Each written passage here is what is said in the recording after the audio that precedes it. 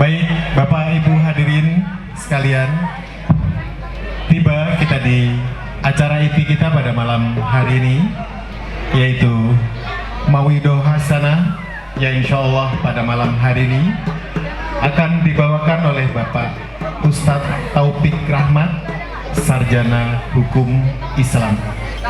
Baik, kepada Bapak Ustadz Taufik Rahmat, waktu dan tempat kami aturkan.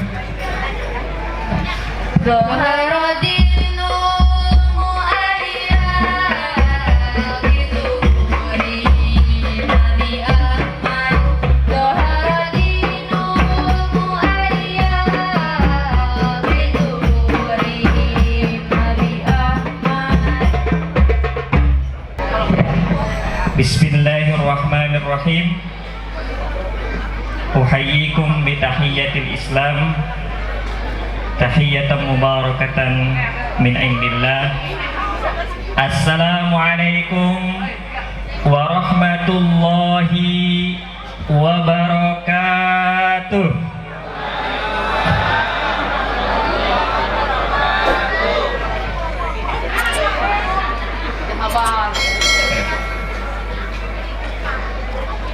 Innal hamdalillah nahmaduhu wa nasta'inuhu wa nastaghfiruh wa na'udzu billahi min shururi anfusina wa sayyiati a'malina. May yahdihillahu fala mudilla lahu wa may yudlil fala hadiya lahu. Asyhadu an la ilaha illallah wahdahu la syarika lahu wa ashhadu anna Muhammadan abduhu wa rasuluh la nabiyya ba'dah. Allahumma salli wa sallim wa barik ala hadzal nabiyyil karim sayyidina wa maulana Muhammadin wa ala alihi wa sahbihi wa mawalah. Amma ba'du. Yang kami hormati para alimil ulama, para asatidz wal asatidzah, para tokoh masyarakat, wabil khusus Kepala Desa Pematang Bapak Suharna SPD, Ketua RW 06 Bapak Muhammad Zuhri, Ketua DKM Al-Ikhwan Ustadz Heriana, Ketua DKM At-Taqwa Bapak Ustadz Muhammad Qasim SPD, Ustadz Akmaluddin SPDI, Ustadz Sudirman, Bapak Suparyono SE SH MKN, Bapak Nasrullah, Bapak Wahyu selaku Babinsa, Bapak Iwan Binamas, para panitia dan jajarannya, seluruh pengurus RW 06 dan juga RT yang ada di bawah RW 06, serta para hadirin hadirat, kaum muslimin muslimat, adik-adik sekalian yang dirahmati oleh Allah Subhanahu wa taala. Alhamdulillah, kita bersyukur kepada Allah Subhanahu wa taala pada malam yang berbahagia ini, dengan izinnya, dengan karunia-Nya, dengan nikmat darinya, kita semua diberikan kemampuan untuk bisa hadir berkumpul mengikuti kegiatan Maulid Nabi Sallallahu Alaihi Wasallam. Tentu kita berharap bahwa kegiatan ini mendapatkan ridho dari Allah. Kita semua mendapatkan keberkahan darinya, mendapatkan pahala terbaik dari memperingati kelahiran manusia teragung, yaitu Nabi Muhammad Sallallahu Alaihi Wasallam.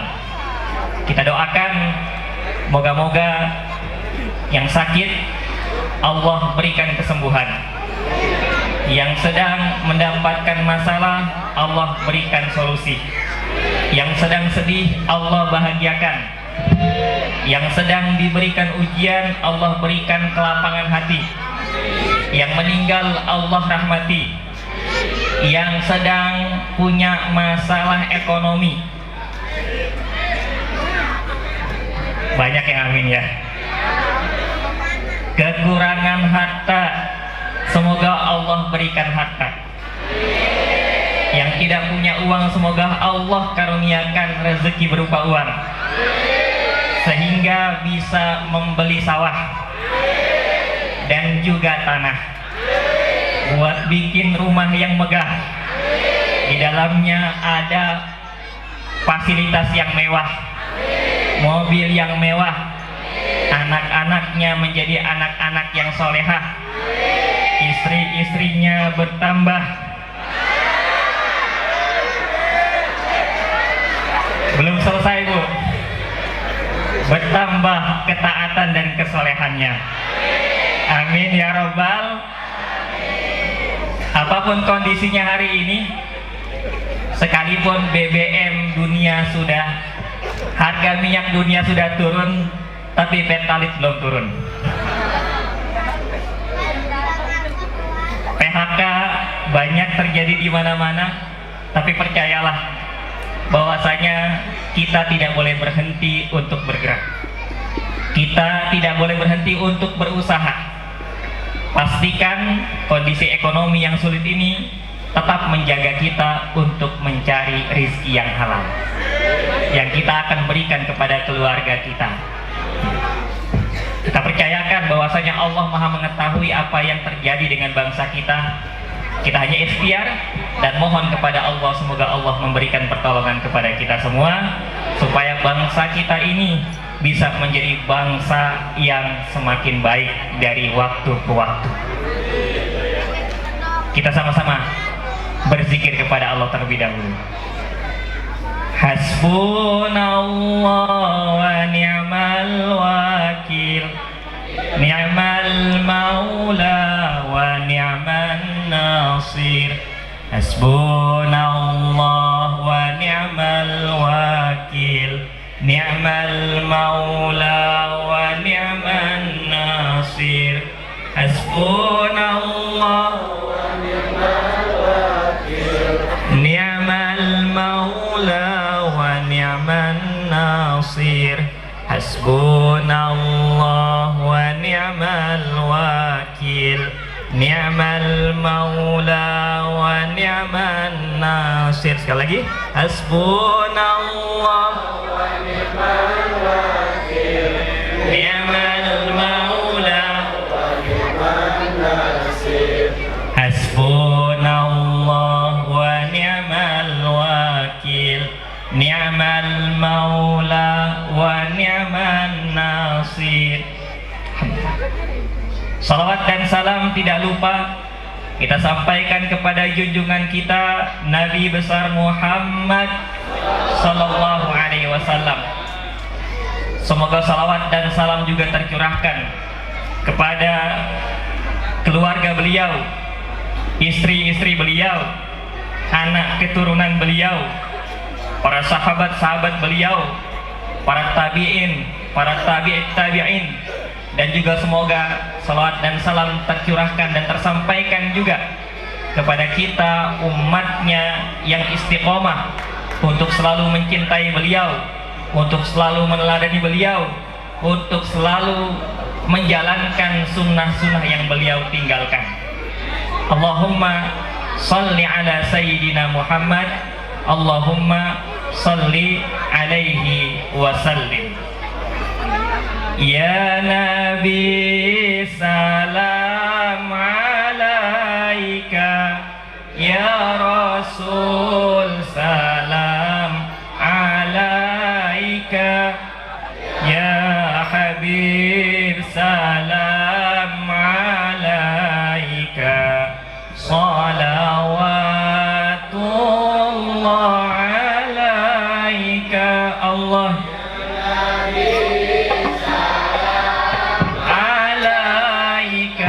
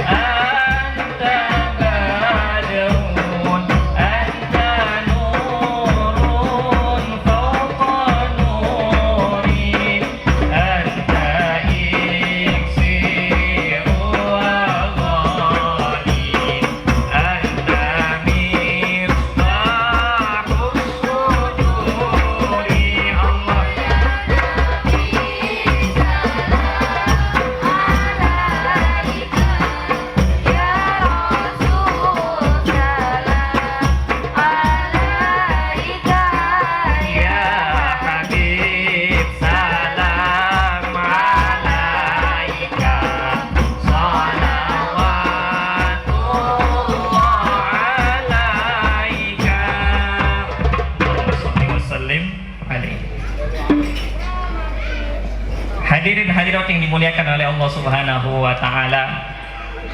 Alhamdulillah, pada malam hari ini kita berkumpul sebagai wujud rasa cinta kita, rasa rindu kita kepada baginda Rasulullah sallallahu alaihi wasallam, manusia terbaik yang Allah hadirkan, yang Allah ciptakan. Bahkan ketika kita hari ini bergembira, berbahagia, bukan cuma sekedar berbahagia dan bergembira, tapi kita wajib dan seharusnya bergembira dan berbahagia. Karena ketika kita bicara maulid, itu kan pasti kita akan berbicara maulud. Ada maulid, ada maulud. Ya.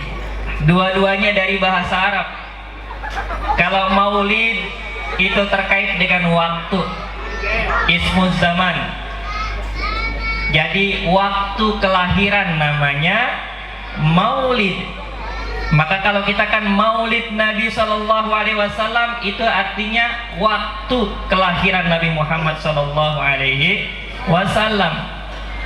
Ada juga yang menyebutnya mauludun, ya. Itu dari isim maf'ul yang artinya adalah orang yang dilahirkan. Maka maulud itu tidak lain dan tidak bukan siapa? Nabi Muhammad sallallahu alaihi wasallam. Dua-duanya berasal dari bahasa Arab. Yang ketiga yang saya masih bingung, ini sumbernya dari mana, tapi mirip-mirip bahasa Arab, yaitu muludan. Nah, kalau muludan ini saya belum ketemu nih wazannya apa, Ustaz? Kalau muludan itu, kalau maulid jelas, maulud jelas, tapi kalau muludan itu saya belum tahu. Ini wazannya dari mana muludan gitu kan? Biasanya yang ngomong muludan ini udah sepuh. Biasanya ngomong muludan udah aki-aki sama nenek-nenek. Karena emang begitu taunya. Tapi kalau kita mau kait-kaitkan sebetulnya nyambung juga. Ya, maulid, maulud, muludan. Maulid, maulud, muludan. Ya, kalau udah bicara muludan, ya, alhamdulillah. Semua yang ada di sini itu sudah masuk ke mulut kita. Minumannya sudah masuk ke mulut kita, makanannya sudah masuk ke mulut kita. Tadi pun saya sudah makan. Karena tidak ada acara maulid dan maulud kecuali di situ ada makanan dan minuman. Belum lagi nanti ditambah dengan besek. Insya Allah ada besek? Ada beseknya? Ya, ada ya, benar ya. Jangan lupa ntar ya, buat jamaah semua pastikan dapat besek. Karena ini acara maulid, maulud, bawaannya muludan. Alhamdulillah. Kenapa kita pantas berbahagia, bergembira dengan acara maulid ini? Jangankan kita Pak, jangankan kita Bu, ketika Allah Subhanahu wa ta'ala mempersiapkan waktu kelahiran Nabi Muhammad saja, Allah telah kondisikan alam semesta ini untuk bergembira. Allah telah ciptakan kondisi alam semesta ini untuk bersiap menyambutnya. Apa contohnya? Sebelum Nabi Muhammad dilahirkan, itu tiba-tiba api yang biasa disembah oleh orang-orang Majusi, api yang mereka anggap itu sebagai penjaga dan pemelihara mereka, api yang selama ini mereka agungkan karena bisa memberikan apa yang menjadi hajat mereka. Itu begitu Nabi Muhammad dilahirkan, tiba-tiba api itu yang sudah lama menyala, yang sudah lama dijaga supaya tetap dia menyala, tiba-tiba begitu Nabi Muhammad dilahirkan dia padam. Sesuatu yang belum pernah terjadi. Kemudian apa lagi? Istana Persia, dia punya balkon. Begitu Nabi Muhammad dilahirkan, tiba-tiba balkonnya itu hancur, balkonnya itu roboh. Tambah dengan 14 tiang, 14 rukun pondasi daripada istana kuil yang ada di Persia itu semuanya hancur. Langit, ini biasanya, kalau kemarin kan tiap hari hujan Pak, Udah hujan banjir. Ini udah berapa hari ini cuacanya itu ekstrim. Di mana-mana banjir. Tapi lihat, hari ini meskipun tadi sempet habis maghrib itu gerimis, tapi subhanallah, ini mengingatkan kita pada waktu dan hari yang sama.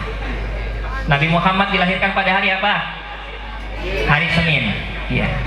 Hari Senin 12 Rabiul Awal. Ketika hari kelahiran Nabi, maka kemudian yang tampak di langit itu kondisi langit yang cerah, bulan begitu bercahaya, kemudian bintang gemintang begitu berkelap-kelip, kelihatan jelas, tidak ada yang menghalangi. Bahkan ada satu bintang yang orang Yahudi tahu, orang Nasrani tahu. Ketika bintang itu muncul, mereka sudah tahu itu isyarat lahirnya seorang nabi. Mereka nggak bisa menyembunyikan, mereka nggak bisa menafikan kalau kemudian ternyata ketika malam itu, ketika waktu itu, ya, bintang itu muncul. Saking cerahnya itu langit menyambut kedatangan lahirnya seorang nabi, Imamul Mursalin, yang nanti akan menjadi imamnya para rasul, Khatamun Nabiyyin, akan menjadi penutup para nabi. Maka pada saat itu Bapak dan Ibu sekalian, yang dilihat adalah kondisi langit yang begitu cerah, bulan purnama yang begitu cerah, enak dipandang mata. Bahkan ada satu bintang yang diketahui itu sebagai tanda daripada kelahiran seorang nabi. Disambut. Belum lagi ketika Nabi Muhammad menjelang akan dilahirkan.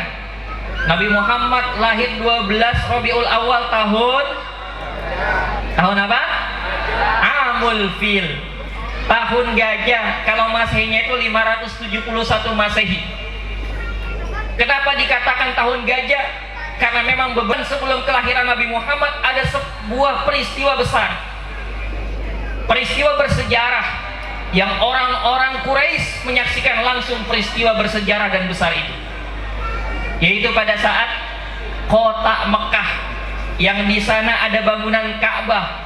Bangunan Ka'bah itu menjadi pusat perhatian, menjadi magnet semua orang untuk datang beribadah, melakukan ibadah tawaf, melakukan ibadah haji. Mereka ke sana untuk berdagang. Ramai kota Mekah sejak kemudian dibangun oleh Siti Sarah dan Nabi Ismail, dan kemudian anak cucunya dan kabilah-kabilah yang datang ke sana. Ketika kota ini berkembang dan maju, tidak pernah sepi. Apa itu? Akhirnya ada seorang panglima, seorang raja yang kita kenal sebagai Raja Abraha. Dia tinggal di Yaman, tepatnya di San'a. Sekarang masih ada kotanya, kota San'a.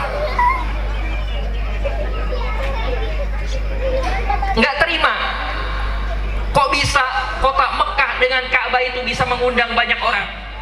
Akhirnya dia mencoba membuat saingan, mencoba membuat tandingannya. Dibuatlah sebuah gereja atau kuil yang besar, megah besar sekali. Lalu kemudian meminta orang-orang Arab itu untuk datang ke Yaman, mengganti tempat tujuannya dari ke Mekah yang ada Ka'bahnya menuju San'a yang ada bangunan yang besar itu, kuil atau gereja. Ternyata upayanya ini untuk menyaingi Ka'bah gagal.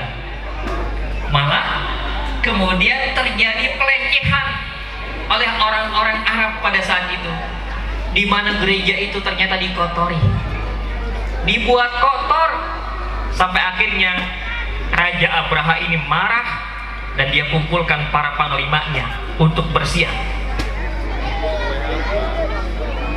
Dia kumpulkan panglimanya untuk bersiap mengumpulkan pasukannya dengan segala perlengkapannya, termasuk yang dia persiapkan adalah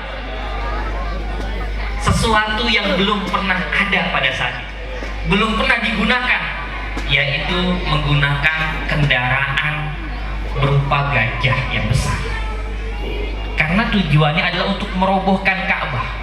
Singkat cerita, berjalanlah pasukan yang besar ini menuju kota Mekah. Setiap dia melewati sebuah perkampungan, semua pada ketakutan. Apa yang ada diambil oleh pasukannya Raja Abraham. Tapi karena Ka'bah ini adalah Baitullah, bangunan yang pemiliknya adalah Allah, Rabbul Bait, Rabbu hadzal bait. Allah lah yang akan menjaga dan memelihara bangunan Ka'bah ini. Pada saat itu akhirnya Abdul Muthalib, kakeknya Nabi, pasrah dan menyerahkan kepada Allah Subhanahu wa taala. Dan pasukan yang begitu besar bersemangat untuk menghancurkan Ka'bah ini tiba-tiba tidak berdaya.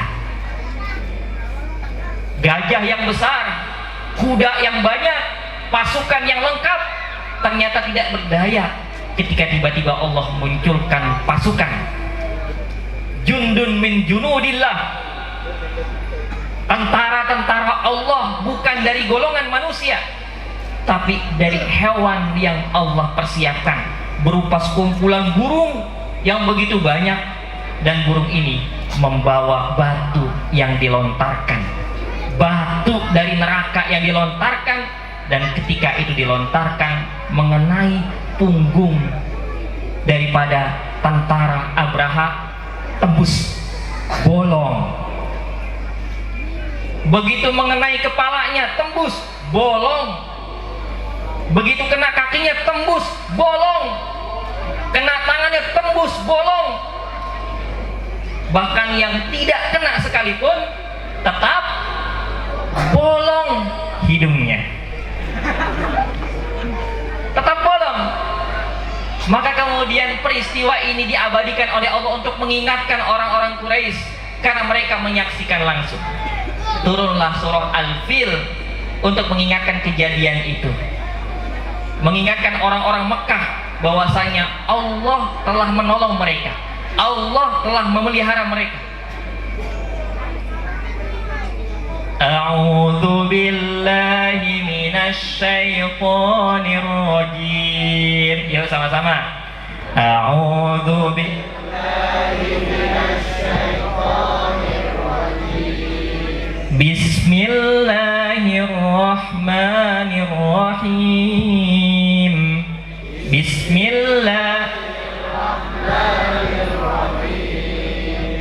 Alam tara kaifa fa'ala rabbuka bi ashabil fil. Ya.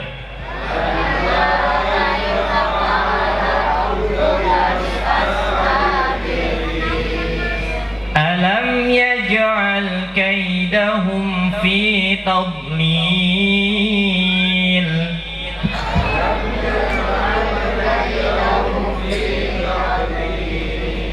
Wa arsala alaihim tayran ababil.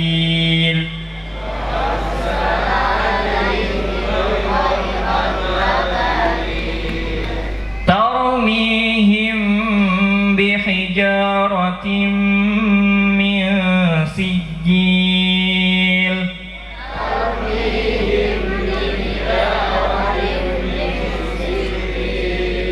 Faja'alahum ka'asfim ma'kul.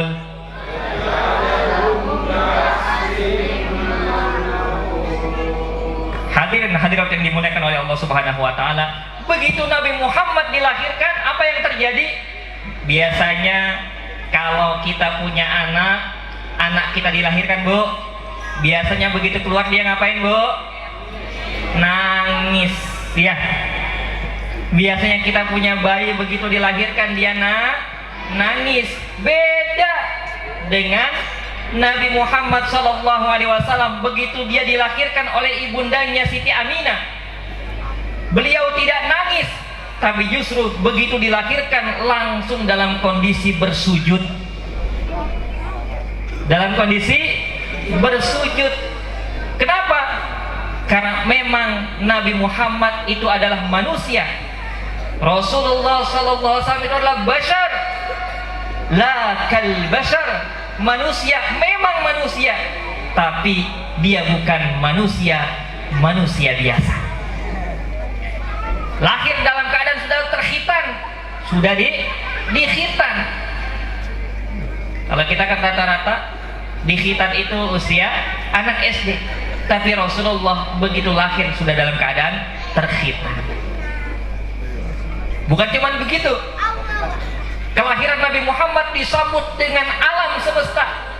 Saat beliau itu diasuh oleh Halimatus Sa'diyah di kampung Bani Sa'ad, Halimatus Sa'diyah datang ke kota Mekah dalam kondisi dia menaiki keledainya yang sudah tua renta, yang sudah lemah. Bahkan Halimatus Sa'diyah yang dia itu punya profesi menyusui anak, menjadi tukang susu anak. Dari orang-orang Mekah itu kondisi susunya lagi tidak banyak, tapi begitu akhirnya membawa Nabi Muhammad untuk dibawa ke kampung Bani Sa'ad, dalam perjalanannya tiba-tiba itu Halimatus Sa'diyah tiba-tiba susunya itu jadi banyak. Kemudian keledainya yang tadi lemah, tua, itu tiba-tiba langsung segar dan bisa bergerak dengan cepat, dipacu. Nggak cuma di situ, begitu sampai di kampung Bani Sa'ad, kondisi kampung Bani Sa'ad pada saat itu kering, rumput-rumputnya kering, kemudian juga kambing-kambingnya susah untuk mencari makan. Dan begitu Rasulullah datang ke sana, diasuh oleh Halimatus Sa'diyah, itu berubah, disambut oleh rumput-rumput yang tadinya mengering, tiba-tiba dia menghijau kembali. Hewan-hewan di sana senang, maka tidak ada benda yang ada di muka bumi ini ketika dekat dengan Rasulullah kecuali dia merasakan kebahagiaan. Pernah Rasulullah itu mendengarkan suara tangisan. Tangisan dari apa? Tangisan dari sebuah kayu. Sebuah kayu. Kenapa? Karena ketika Rasulullah tidak lagi menggunakan kayu untuk mimbar tersebut, dia menangis. Kenapa? Karena tidak lagi dekat kepada Rasulullah. Bahkan batu pun bisa mengucapkan salam kepada Nabi. Bahagia. Oleh karena itu, peringatan Maulid atau Maulud yang kita lakukan pada malam hari ini sudah sepantasnya dan seharusnya kita gembira, bahagia, karena kelahiran Nabi Muhammad adalah karunia. Kelahiran Nabi Muhammad adalah rahmat dari Allah. Kelahiran Nabi Muhammad adalah nikmat dari Allah. Qul bifadlillah, katakan hai Muhammad, disebabkan karena karunia Allah, wa birahmatihi, dan juga karena rahmat dari Allah, fabidzalika falyafrahu, dan oleh karena itu hendaklah kalian itu bergembira, senang. Jadi kita pantas bahagia, senang. Apalagi isi daripada maulid, apa yang perlu diperdebatkan ya Pak? Ya, di dalamnya ada bacaan Al-Quran. Boleh nggak baca Quran? Boleh, bahkan diharuskan, dianjurkan. Ada baca salawatnya. Ada nggak tadi salawatnya? Ada. Ayatnya ada. Ada silaturahim, ada perkumpulan, ya. Ada doanya, ada tausiahnya. Lalu apa yang jadi masalah di maulid? Ya. Maka kita perlu jaga Pak, kampung kita tetap rukun. Jangan gara-gara beda pendapat saling menyalahkan, saling menyerang. Itu yang tidak kita inginkan. Betul ya Pak ya? Iya. Kita mesti rukun antar umat seagama, rukun antar umat beragama, rukun antar umat beragama dengan pemerintah. Baru kita aman, tenang, damai. Dengan sesama, dengan seagama, ya udah. Maulid itu ada dalilnya. Kenapa kemudian ada orang yang ngomel-ngomel? Kalau kalau nggak seneng dengan maulid, nggak harus kemudian ngomel-ngomel, nyala-nyalahin, kemudian bilang ini bid'ah. Kemudian kalau udah bicara bid'atun dolalah, sesat. Kalau udah sesat kemudian dikatakan finnar, di neraka. Ini kan nggak bisa menyikapi perbedaan. Makanya silahkan, kalau ada yang nggak sepakat, ya jangan sampai nanti berantem. Kalau ada yang nggak sepaham, tidak apa-apa. Yang penting jangan menyerang. Sama tetap ke masjid bareng-bareng. Yang pakai kunut dengan yang tidak pakai kunut bareng-bareng, masjidnya sama di At-Taqwa. Kalau seandainya emang nggak sepakat dengan kunut yang biasa kita lakukan, apa yang menghalangi untuk tetap berjamaah? Kan masih bisa. Makanya nih, tugas daripada Pak RW dan jajarannya, ayo Pak, dijaga kerukunannya. Ya. Berbeda tetap satu. Ya. Itulah Bhinneka Tunggal Ika. Ya. Jadi nggak ada yang perlu dipermasalahkan dengan peringatan Maulid, apalagi kemudian ada kebaikan-kebaikan dan hikmah yang bisa kita dapatkan. Apalagi kalau bicara Maulid, kita bicara masalah keteladanan. Pasti bicara masalah contoh. Dan tadi saya senang sekali begitu panitia atau tadi ketua DKM itu kemudian memanggil ya tokoh-tokoh masyarakat untuk naik ke atas panggung. Ya. Supaya jadi teladan buat masyarakat yang ada di Puri Bidara ini. Teladan dalam satu aktivitas kebaikan. Karena kalau sekarang banyak orang yang bisa kemudian memberikan contoh tapi tidak bisa menjadi contoh. Banyak yang bisa memberikan contoh tapi tidak bisa jadi contoh.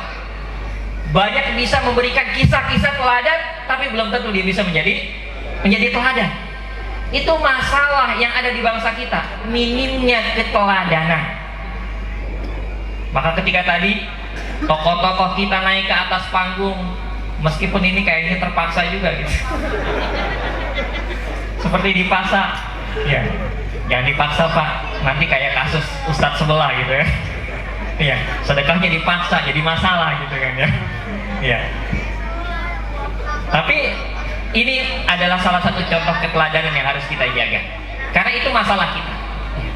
Makanya kenapa Nabi Muhammad SAW itu disebut oleh Allah Subhanahu Wa Taala sebagai teladan. Karena Rasulullah itu adalah manusia seperti kita. Kalau manusia itu dicontoh oleh manusia, pasti bisa kita lakukan. Yang jadi masalah itu kan adalah ketika kita manusia disuruh nyontoh malaikat yang nggak bisa. Kalau kita suruh contoh malaikat itu la ya'sunallaha ma amarahum wa yaf'aluna ma yu'marun. Tipikal malaikat itu la ya'sunallah, dia mah nggak pernah bermaksiat. Orang nggak punya syahwat. Kalau nggak punya syahwat ya malaikat pang nggak makan nggak minum.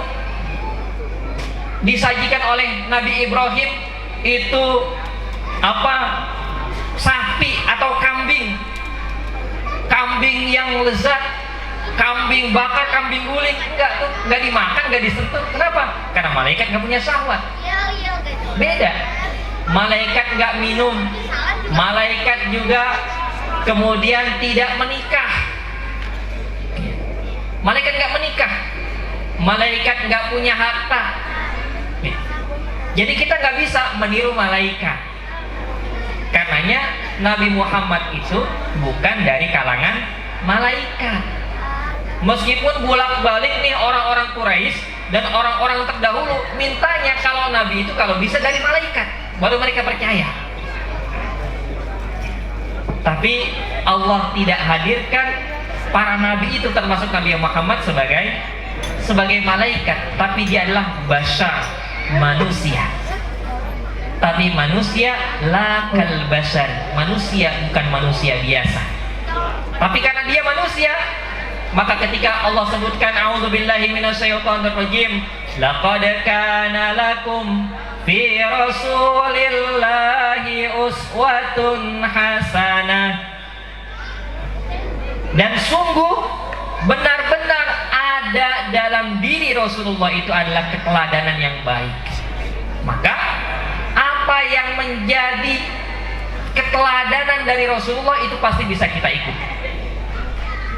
Karena selevel, sama-sama manusia. Dan Rasulullah itu ya manusia seperti kita, tapi bukan seperti manusia biasa. Nabi Muhammad tidur sebagaimana kita tidur, tapi tidurnya Nabi Muhammad tidak sama dengan tidurnya kita. Kalau tidurnya kita 8 jam ya sambil ngorok gitu kan, sambil ngiler. Tapi Nabi Muhammad matanya memang terpejam, terlihat oleh kita tidur, tapi sebetulnya yang terpejam hanyalah matanya, tapi hatinya tidak pernah tidur. Itu bedanya. Nabi Muhammad letih sama dengan kita juga letih. Nabi Muhammad berkeringat, kita juga berkeringat. Tapi jangan samakan keringatnya kita dengan keringat Nabi Muhammad Shallallahu Alaihi Wasallam. Para sahabat mengatakan Nabi Muhammad kalau berkeringat itu, keringat yang menetesnya itu seperti mutiara, bercahaya keringatnya, ditambah kemudian harum, bahkan lebih harum keringatnya daripada minyak kasturi, al-misk. Beda dengan kita, ya Bu. Ya, suami ibu pulang kerja, ya habis muli gitu ya, habis kerja bakti gitu ya, ngerapin masjid At-Taqwa, begitu pulang keringetan gitu. Nah, coba dicium keringatnya Bu. Ya. Asem ya Bu ya. Beda. Ya. Beda. Nabi Muhammad itu ngeludah, kita pun ngeludah, tapi ludahnya kita beda dengan ludah Nabi Muhammad. Emang mau Bu diludahin sama siapa tuh Bu? Yang di Blitar itu Bu, berobat? Haah tenang, haah tenang, haah tenang. Ya, diobatin Bu, disembur, gitu kan? Iya. Disembur muka kita gitu biar sembuh gitu. Beda ya. Tapi ludah Nabi Muhammad itu bisa betul-betul menjadi sifat, bisa menjadi kesembuhan. Buktinya apa? Pada saat peristiwa hijrah ke kota Madinah, saat kaum muslimin itu menanti-nanti adanya perintah dari Allah, di saat mereka merasakan penderitaan, merasakan siksaan, merasakan intimidasi, teror dari orang-orang yang ada di Quraisy, pada saat itu mereka berharap ada perintah untuk segera meninggalkan kota Makkah. Dinanti-nanti nggak tiba juga, sampai akhirnya begitu tiba perintah hijrah, apa yang dilakukan oleh Nabi Muhammad SAW? Nih contoh pemimpin ideal, contoh pemimpin yang moga nanti bisa memimpin bangsa Indonesia, tipikalnya seperti Rasulullah. Apa? Begitu ada perintah hijrah, yang diperintahkan hijrah itu adalah kaum muslimin terlebih dahulu. Udah kalian semua hijrah ke Madinah, ayo semua berangkat ke Madinah, pergi ke Madinah semuanya. Biarkan aku di sini terlebih dahulu menunggu perintah Allah. Akhirnya semua sudah berangkat ke kota Madinah. Yang tersisa itu diantaranya adalah Abu Bakar dan juga Ali bin Abi Thalib. Ali bin Abi Thalib pada saat itu diperintahkan oleh baginda Rasulullah untuk menggantikan beliau di tempat tidurnya. Kenapa? Karena pada saat Rasulullah diperintahkan untuk hijrah, orang-orang Quraisy itu sudah membuat siasat, sudah punya rencana untuk membunuh Nabi Muhammad SAW. Tapi Allah Subhanahu wa Ta'ala kemudian menolong Nabi Muhammad. Pada saat itu Ali bin Abi Thalib tahu resikonya. Begitu diperintahkan oleh Nabi, wahai Ali, sekarang aku perintahkan engkau untuk tidur di tempat tidur. Nah itu Ali bin Abi Thalib sebagai seorang sahabat beliau, sebagai sepupu beliau, sebagai menantu beliau, pada saat itu tidak merasa berkeberatan, tidak ada alasan untuk menolak. Langsung sami'na wa ata'na ya Rasulullah. Saya dengar, saya taat ya Rasulullah. Siap, sekalipun nyawa saya menjadi taruhannya. Pada saat itu Sayyiduna Ali bin Abi Thalib tidur di situ. Itu pemuda yang keren, anak muda yang keren. Beda dengan anak muda sekarang. Ya. Kalau anak muda sekarang diperintah kayak begitu, ya. Ali, aku perintahkan engkau untuk tidur di situ, menggantikan aku. Resikonya adalah nyawa. Ya, nggak mau. Ya. Masa depan saya masih panjang, yang lebih tuaan dikit lah. Mungkin dia akan nyuruh Abu Bakar. Tapi tidak, Ali bin Abi Thalib sami'na wa ata'na. Begitu Rasulullah selamat, berangkat ke Gua Tsur, bersembunyi di sana selama 3 hari. Tapi begitu sampai di Gua Tsur, itulah kemudian Abu Bakar sebagai seorang sahabat yang cinta kepada baginda Rasulullah lebih dahulu memeriksa kondisi Gua Tsur yang sempit. Udah umroh Bu? Udah umroh? Udah haji Bu? Pak, ada yang sudah umroh?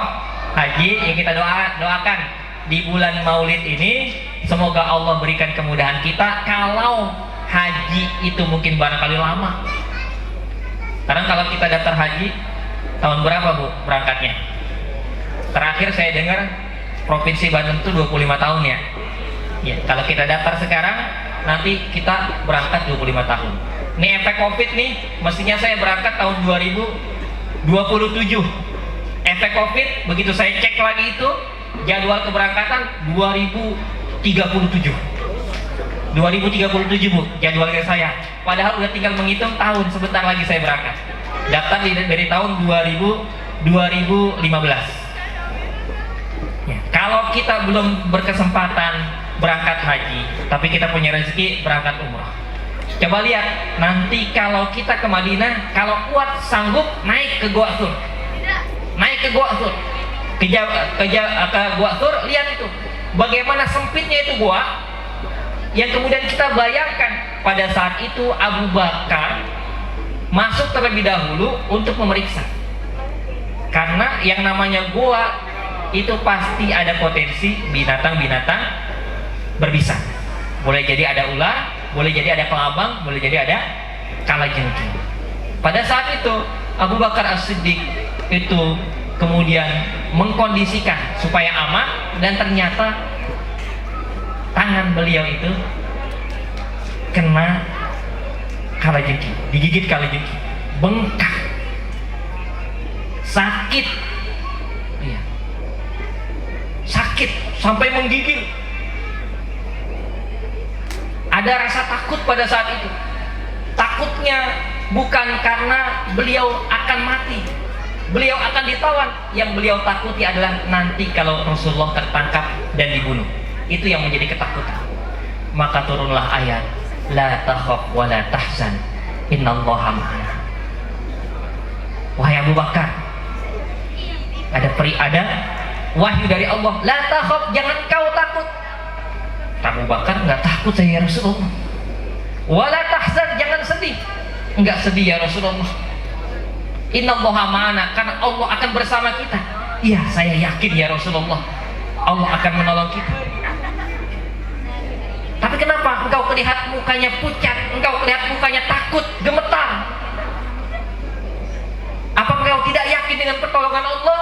Tidak ya Rasulullah, saya gemetar, saya pucat karena tangan saya ya Rasulullah.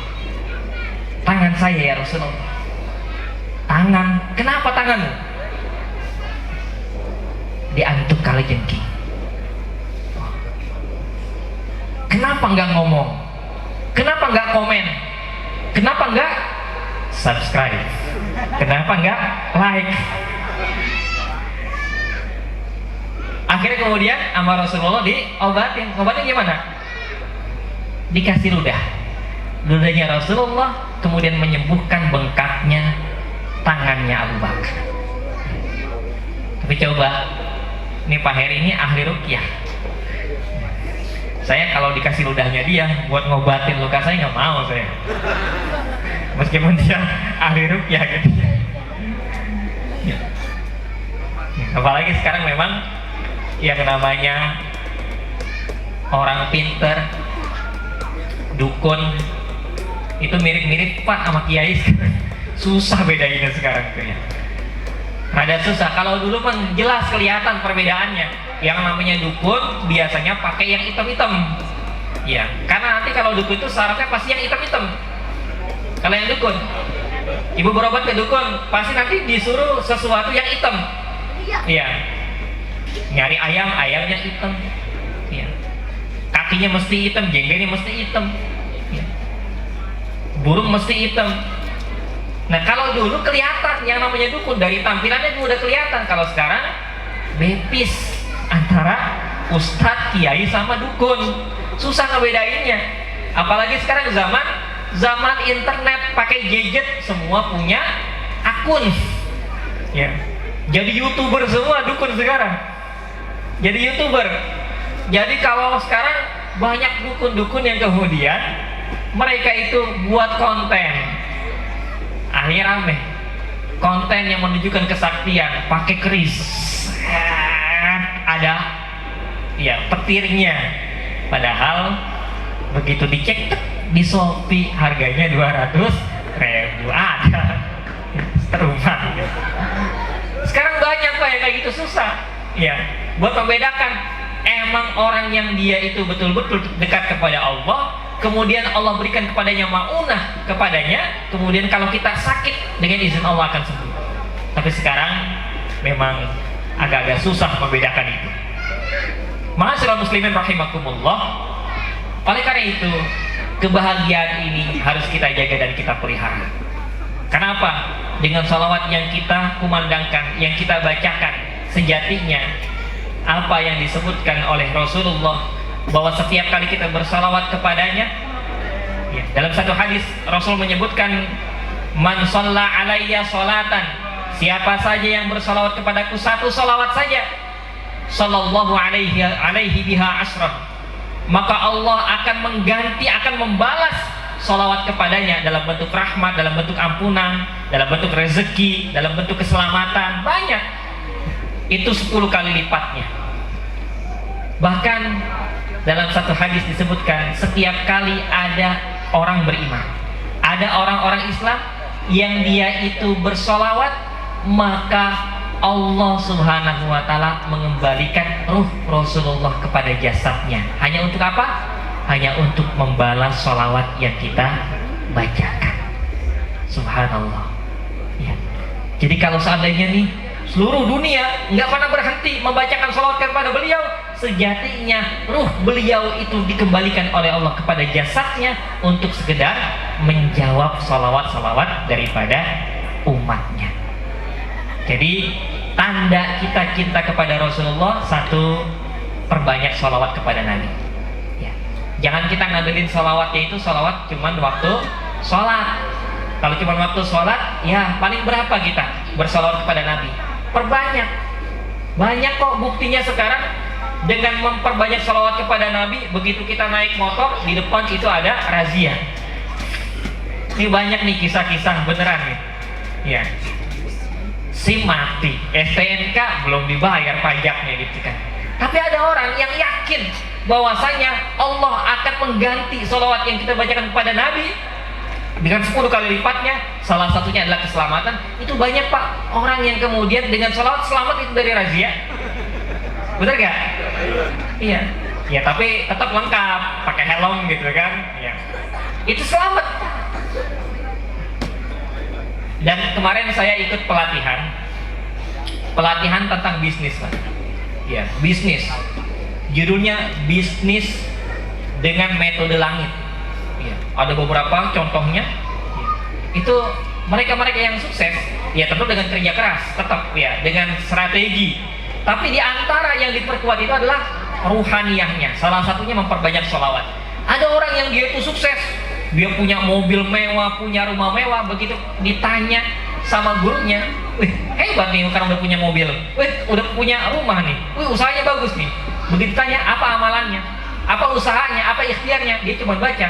Dia bilang, saya cuma bersolawat hari ini itu 5.000 kali. Jadi jangan kita itu meremehkan amaliyah yang memang telah ditentukan oleh Rasulullah sebagai amaliyah yang mulia. Ya, tanda bukti kita banyaklah bersalawat kepada Nabi. Itu cinta kita kepada Nabi. Jadi setelah dari majelis ini, dari maulid ini, ya, banyak-banyak bersalawat. Ya, paling gampang itu kan sederhananya, Allahumma sholli ala Muhammad ya Rabbi sholli alaihi wasallim. Allahumma sholli. Satu jalan aja. Insyaallah itu akan memberikan ya kebaikan dan juga keutamaan yang besar. Yang kedua, hikmah daripada maulid sebagai bentuk rindu dan cinta kita kepada baginda Rasulullah tentu adalah mengikuti dan menegakkan sunnah-sunnah yang beliau tinggalkan.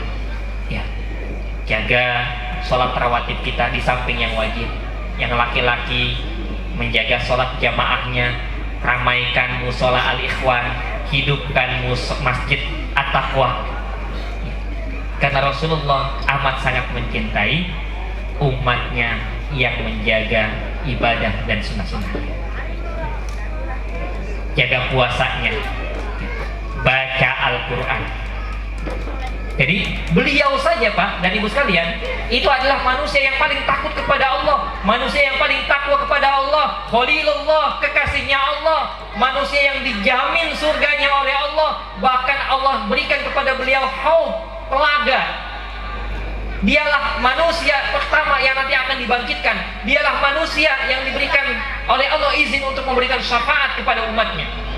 Tapi lihatlah, sekalipun begitu mulia kedudukan beliau di sisi Allah, beliau adalah orang yang paling banyak sholatnya sampai bengkak kakinya.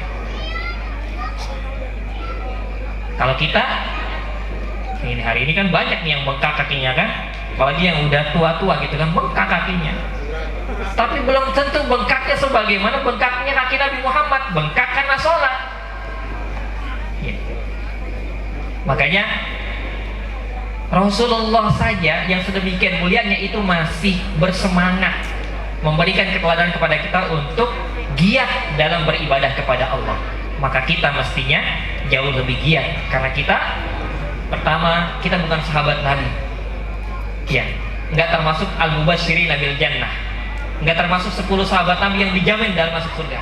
Kita juga bukan para sahabat yang Allah sebutkan radhiyallahu anhum wa radu an. Ya, kita juga bukan tabi'in yang masih bisa bertemu dengan para sahabat dan melihat bagaimana kemuliaan amaliyah para sahabat Nabi. Tapi kita adalah generasi umat beliau yang jauh, terpisah dengan waktu dan tempat yang sangat jauh. Sudah seharusnya kita lebih giat dalam melakukan ketaatan. Dan yang terakhir, hikmah daripada maulidin Nabi Sallallahu Alaihi Wasallam adalah kita meneladani beliau dari sisi akhlaknya. Apa yang kurang dari Nabi? Tidak ada. Beliau adalah manusia yang sempurna, manusia yang multidimensi. Mau lihat dari aspek mana, ada dalam diri Nabi. Kalau kita seorang pebisnis, beliau itu adalah seorang pengusaha yang sukses. Kalau kita itu berdagang, beliau juga berdagang. Bahkan perdagangan beliau sampai perdagangan internasional. Kalau kita itu adalah seorang jenderal, seorang panglima, Rasulullah adalah seorang panglima perang yang tidak pernah beliau itu lari dari peperangan. Beliau adalah orang yang paling berada di garis depan, yang tidak pernah merasakan ketakutan. Rasulullah. Mau dilihat dari mana lagi? Kalau kita itu adalah seorang muallim, seorang guru, beliau juga adalah seorang guru. Innama bu'itsu mu'alliman, aku diutus salah satunya adalah untuk menjadi seorang guru yang mengajarkan. Kalau kita seorang mubalik, Rasulullah da'iyan ilallahi biiznihi wa sirajan munir. Beliau seorang dai yang juga itu mengajak kepada Allah Subhanahu wa taala. Beliau juga seorang suami sebagaimana kita. Jadi kata para ulama, tidak ada manusia yang multidimensi sebagaimana Rasulullah. Dilihat dari aspek manapun, kita akan menemukan keteladanan di dalamnya. Hebat dari semua aspek. susah untuk zaman sekarang bisa menemukan orang yang hebat dari segala aspek. Boleh jadi ada orang hebat satu sisi saja. Ya. Pemain bola hebatnya di main bolanya doang. Ya. Ahli perang mungkin barangkali tentara saja, ahlinya di situ. Orang usaha ahlinya di usaha saja. Kalau sekarang itu nggak ada dan jarang orang yang bisa multi talent seperti itu. Tapi Rasulullah adalah orang yang multi talent. Semuanya ada dalam diri beliau. Hebat dari segala aspek. Makanya Maulid Nabi ini harus menjadi sarana buat kita semakin mengenali baginda Rasulullah SAW. Kita kenali beliau lewat kajian-kajian, lewat taklim-taklim, lewat buku-buku. Karena semakin kita mengenal beliau, semakin cinta kita kepada beliau. Terakhir, yang ini saya sampaikan, 9 hari menjelang wafatnya beliau, setelah melakukan haji wada, Nabi SAW itu kemudian mendapatkan wahyu, yauma turja'una ila Allahi summa tuwaffa kullu nafsin ma kasabat wa hum la yuzlamun.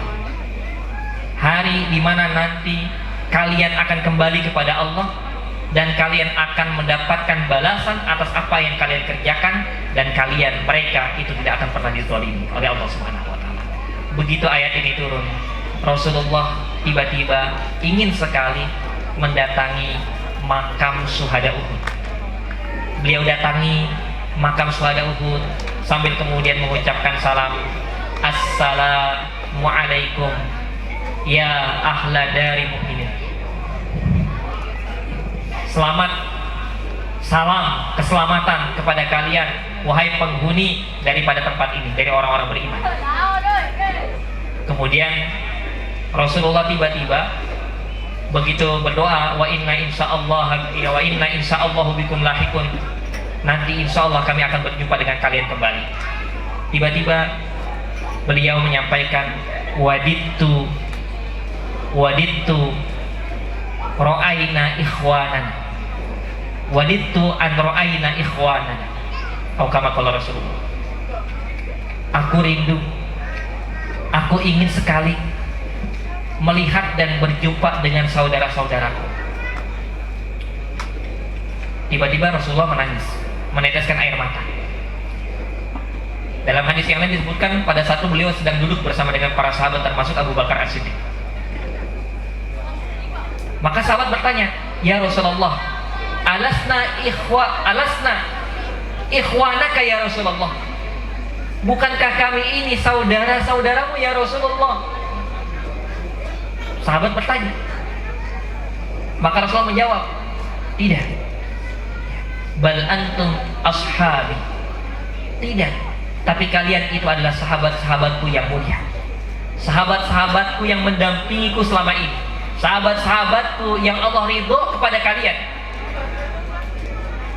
Lalu siapa ya Rasulullah yang engkau maksud dengan saudara-saudaramu itu? Siapa yang disebut dengan ikhwani itu ya Rasulullah? Maka Rasulullah menjawab, saudara-saudaraku ikhwani adalah orang-orang yang tidak pernah melihatku, tidak pernah berjumpa denganku, tidak pernah bersama denganku, tidak pernah duduk-duduk bersama denganku, tidak pernah berjuang bersamaku bersama, tapi dia beriman kepadaku, tapi dia mencintaiku, bahkan cintanya lebih besar daripada kedua orang tuanya, daripada anak keturunannya, bahkan lebih daripada manusia seluruhnya. Dia adalah ikhwani, dan nanti aku menunggunya di telaga. Mereka akan bersamaku. Maka beruntunglah orang-orang beriman yang melihatku kemudian dia beriman, dan beruntunglah orang yang tidak pernah melihatku tapi dia beriman. Pertanyaannya, apakah kita sebagai umat Nabi Muhammad yang terpisah 14 abad ini termasuk dalam kelompok yang dirindukan itu. Termasuk dalam kelompok yang membuat Nabi Muhammad rindu kepada kita, yang membuat beliau meneteskan air matanya. Apakah kita sudah pantas atau diakui nanti oleh Nabi Muhammad sebagai umatnya yang disebut dan ikhwani tersebut? Atau jangan-jangan hari ini kita mengaku muslim, iya kita muslim. Ngaku umat Nabi Muhammad, iya kita umat Nabi Muhammad. Ngaku cinta kepada Nabi Muhammad, iya kita cinta kepada Nabi Muhammad. Tapi itu pengakuan sendiri, belum tentu diakui. Oleh karena itu, Maulid Nabi ini harus menjadi momentum untuk kembali kita mengenali Rasulullah, banyak bersalawat kepada beliau sebagai bentuk cinta dan rindu kita kepada beliau, meneladani ibadah yang beliau kerjakan, meneladani akhlak yang beliau wariskan. Moga-moga dengan demikian kelak kita termasuk orang-orang yang disebut dengan ikhwani tersebut. Alangkah indahnya hidup ini, andai dapat ku tatap wajahmu, kan pasti mengalir air mataku karena pancaran ketenanganmu. Ya Rasulullah, ya Habiballah. Terus Allahumma salli ala Muhammad, ya Rabbi salli alaihi wasallim. Allahumma salli ala Muhammad, ya Rabbi salli alaihi wasallim. Sama-sama. Allahumma salli ala Muhammad, ya Rabbi salli alaihi wasallim. Allahumma salli ala Muhammad, ya Rabbi salli alaihi wasallim. Demikian yang bisa saya sampaikan pada kesempatan yang berbahagia ini. Mohon maaf kalau ada kata-kata yang kurang berkenan. Mohon maaf kalau ada sikap yang juga kurang berkenan. Moga-moga apa yang saya sampaikan itu bisa bermanfaat buat saya pribadi dan juga bisa menjadi pengingat dan manfaat buat hadirin dan hadirat semua yang hadir dalam majelis ini. Wallahul muwaffiq ila aqwamit thoriq. Wassalamualaikum warahmatullahi wabarakatuh.